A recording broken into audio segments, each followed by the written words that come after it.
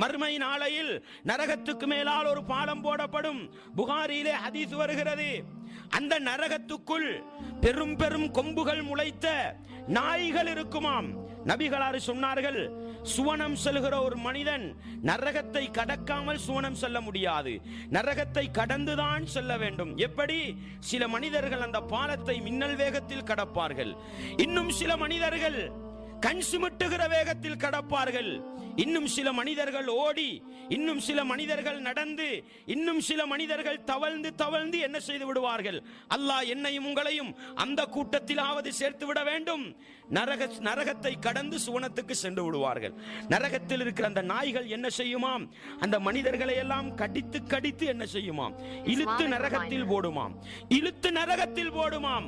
அன்பார்ந்தவர்களே, நபிகளார் ஸல்லல்லாஹு அலைஹி வஸல்லம் தொடர்ந்து சொன்னார்கள், அல்லாஹ்வை நம்பிய, அல்லாஹ்வை ஏற்றுக்கொண்ட இறை விசுவாசிகளில் சிலர் என்ன செய்து விடுவார்கள்? அந்த நாயுடைய பிடிக்கு அகப்பட்டு நரகத்துக்குள் வீழ்ந்து விடுவார்கள்.